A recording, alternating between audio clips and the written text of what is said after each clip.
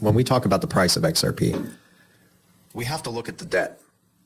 And central banks have an incentive to dissolve that debt right now. And they found a solution, which is blockchain. They actually are going to, in my opinion, based on the research, and also I can confirm this, that the International Monetary Fund has already agreed on a price before all this integration started to happen. So this was a few years ago. They agreed upon a price, and I got a lot of information from Linda P. Jones has a friend who worked at the Central Bank of Australia, and she said that they agreed upon a price, and it's in the thousands. Now, when we again talk about the XRP price, we have to look at the global debt, the incentive for central banks to dissolve global debt, in fact, also to utilize this source of liquidity from XRP to facilitate, transparency. Moving into the digital economy, this is what they're going to be using. XRP is a financial instrument to serve the global economy. This is breaking news. I've officially uncovered a massive article PDF document with over 25 pages citing the fact that Ripple XRP will officially begin being used within central bank digital currencies and banks to facilitate for cross-border payment. And the article PDF that we have here is actually by the Euro Banking Association, also known as EBA. Now, if we were to go ahead and actually scroll down, what we're going to find is this chart right here, which is going to be labeling a majority of the assets that are going to be used or have potential to be used as part of the Euro Banking Association and as part of the United CBDC project, to which they use a cryptocurrency globally. Now, you can see that cryptocurrencies have been labeled into 4 separate categories: currencies, asset registry, application stacks, and asset-centric. And what you will notice is that it is only Ripple and Stellar that really take the main spots for the asset-centric list. Now, you don't see Ethereum, we don't see even Bitcoin is labeled, half cryptocurrency, half registry asset. But all of the cryptocurrencies that you guys see that typically day to day everybody's talking about, everybody's pumping, don't actually exist on the true banking platforms. In fact, even some of the ISO 222 coins are not on their charts, like HBAR, like XDC.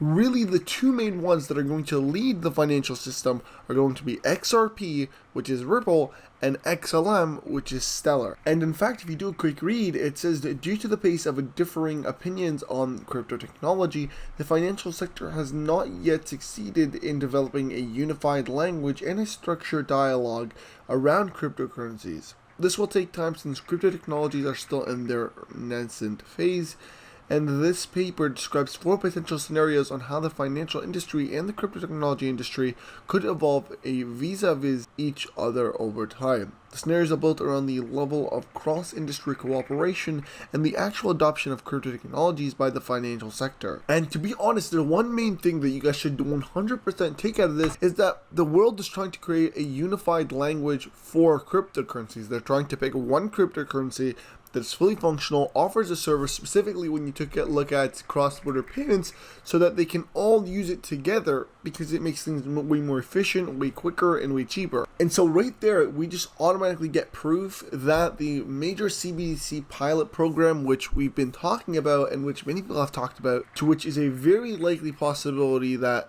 they're going to go ahead and agree one day, all the CBDC banks, that, listen, here's the cryptocurrency, we're going to use the Ripple Net system, sign off on that, and it's done, and then XRP's price skyrockets. Now, this is for that specific point.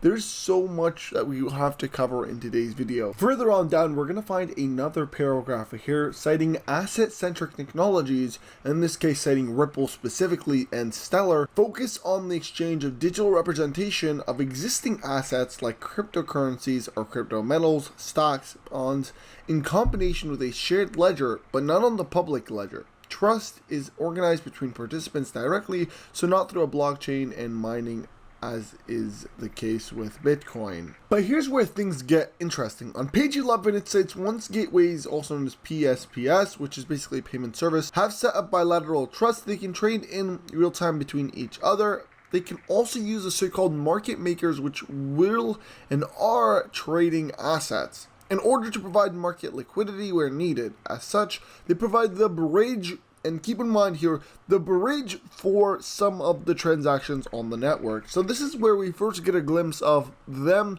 or in this case, the Euro Banking Committee, talking about bridge currencies and talking about Ripple and XRP being used as a bridge currency. And it goes into more detail about specifically Ripple, but that's not all. In fact, in another PDF also by the Euro Banking Committee, it cited bridge technologies and migration, noting a digital euro would likely be introduced through a gradual migration phase during which legacy infrastructure run parallel to the new infrastructure. This highlights the fact that cryptocurrency, more specifically the bridge currencies like Ripple, XRP, like Stellar XLM, are here to stay for the very long run.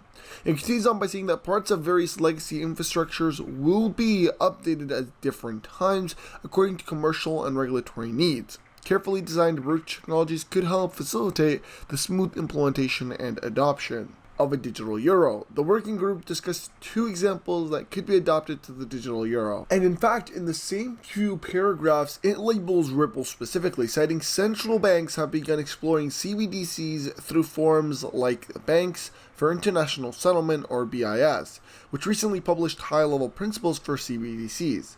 Not central bank initiatives tend to expand their scope beyond domestic markets. Facebook's DEM assumed deployment across multiple markets, while Ripple explicitly targets the cross-border space. The XRP cryptocurrency is expected to act as a bridge currency for difficult to-service currency corridors and lower the cost of FX conversions for banks. So here you go. Just highlights the fact that Ripple XRP specifically is a bridge currency, and it will assist by lowering the FX cost for banks. Now, this video took a really long time to make and research, and as you guys seen, there's a ton of PDF documents that I had to go through. So if you guys could just smash the like button, subscribe to the channel, and share this video, it would be greatly appreciated. Now, before we move further into this video, if you're trying to make yourself a ton of XRP by staking it, you'll have to use Dexpool, which is linked in the description. Now, I do want to say that they just sponsored this video, but they are actually one of the greatest platforms that I personally use to stake my XRP, and I've been staking with them for some time. Now keep in mind, they give you your profits every single 8 hours and have over $386 million in total protocol liquidity, and that's increasing on a daily basis.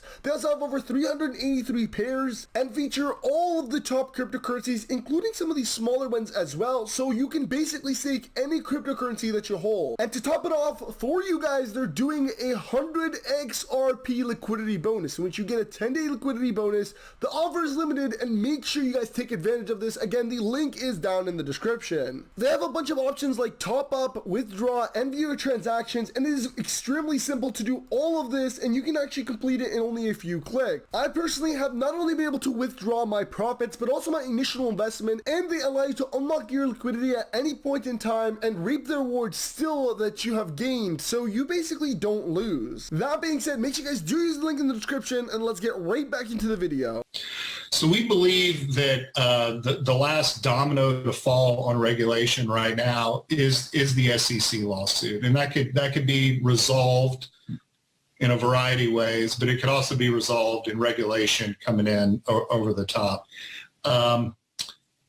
We know it's imminent, though, right? So when I say imminent, I would be surprised if a quarter from now we're really still embroiled in the SEC lawsuit, because I think the state of affairs throughout the world is such that we're going to need a solution like an XRP for liquidity purposes sooner rather than later. So the question is then, okay, we've magically resolved it. Where does the price go? It's easy to project that it's a double-digit number. So I think it immediately shoots up to a $10, potentially $20. The wild card to me is that there is actually a deal to be done among the central banks and governments to basically have XRP work as the world's bridge currency, a neutral asset that can be traded between the central banks to move a specific type of fiat to another type of fiat. If that's what occurs, it's back to what we were discussing earlier. It's got to cover kind of all the money. And I think you're looking at a range that XRP would settle on agreement. So this would happen instantaneously, somewhere between $10,000 and $35,000 a coin. And our lives will be, maybe the same, maybe different. I don't know. Probably a little different. I think it'd be a little different, and it's just so So yes, you heard the guy. The potential for XRP is $10,000 to $35,000, and this is really what we're looking at. This is the number that is legitimate for XRP, just because, as you guys can see, it has been made clear that the world is working towards a XRP, or in this case, a RippleNet run global cross-border payment system that is unified between all the countries. And in this case, we are looking at Europe already agreeing on that. We just have, some other countries, a few other countries. The Middle East already agrees. Really, it's just the United States of America that is left because of the SEC Ripple lawsuit. So it is going to happen. It is about to happen. And I want to make sure that you guys understand this is not financial or legal advice. None of this is financial or legal advice because I'm not a financial or legal advisor. But things are looking juicy for XRP. Now, I do want to mention here, guys, that you guys please go ahead and follow me on Twitter at CryptoGeekNews. Also, follow me on all my social media. Smash the like button, subscribe to the channel, and I'll see you guys in the next video. That being said, CryptoGeek is out. Peace.